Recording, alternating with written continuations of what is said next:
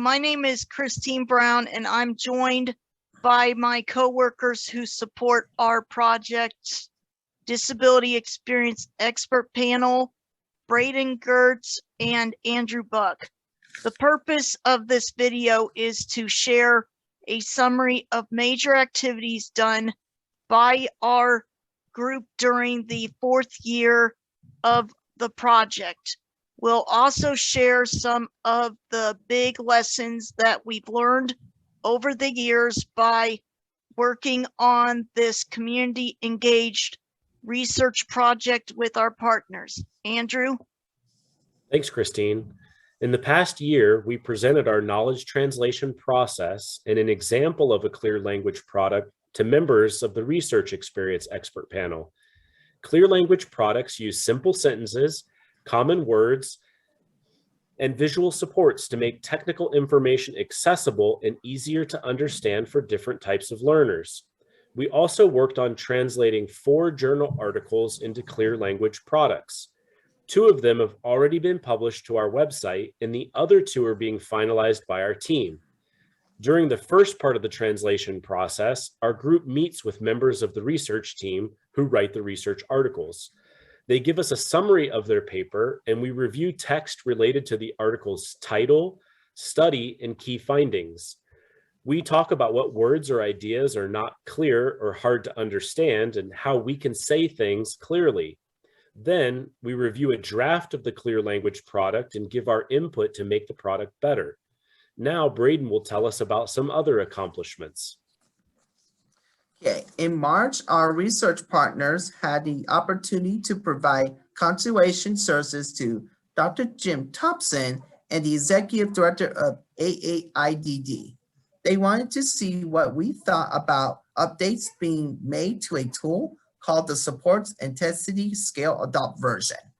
Dr. Thompson asked us different questions about the updated scale, and members of our group provided their ideas. The meeting was helpful to talk about which ideas were not clear and which words were hard to understand. It was really important for Dr. Thompson to listen to the ideas of adults with disabilities before making final updates to his tool. We look forward to helping other researchers with our input in the future. Members of our group also completed a survey to review their understanding of the project. First, we had our members to go our website and look at the different pages. Then we asked them questions about our research project, like who are we listening to? We are trying to learn, and how are we sharing what we learned with others? Members also gave us feedback on our website. Helping our research partners understand the research projects and the different studies has been an important activity for us to do at meetings over the years. Andrew? Thanks, Braden. One big lesson we've learned from working with our research partners is the need to provide ongoing training to support an understanding of the research process and our project's different studies. This has been really important for improving a sense of shared ownership over the project between our partners and research team. At the beginning of the project, we provided training on research, but in the 2nd year of the project, a focus group with our partners revealed a misunderstanding about the project's purpose and process. So we developed different products to review at the beginning of each meeting to discuss our knowledge of research and the project's main goals together. One product used the project's nickname, Hear Me, as an acronym to outline major aspects of the project. So we began with H, hear what adults with intellectual disability want to say about their health. We adapted another product from a University of Wisconsin-Madison curriculum called Research Engagement and Advocacy for Diverse Individuals to teach the group about the 3 main steps of research: asking a question, finding an answer, and sharing what you've learned with others. Christine? Thanks, Andrew.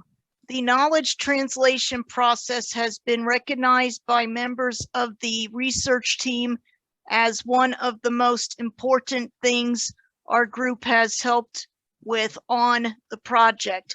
It helps the research team make project information more accessible to more audiences, including adults with intellectual disability and their families. You can go to our website to see different examples. The link is provided in the video description below. Another major lesson that we learned is the value and need to provide accommodations to support our partners' participation and active engagement in training activities, meetings, and consultation services. Accommodations have included using clear language, large font, and visual supports to make our meetings material and products accessible, providing materials before meetings to give people time to review, printing materials for in-person meetings, and sharing visual supports on screen during virtual meetings, being patient to give people enough time to process questions and give their answers, restating questions, and providing concrete examples to help people understand the topic of discussion. Andrew? We also learned that it's important for some individuals to have a support person to help them understand information being presented during meetings and to share their ideas during group discussions.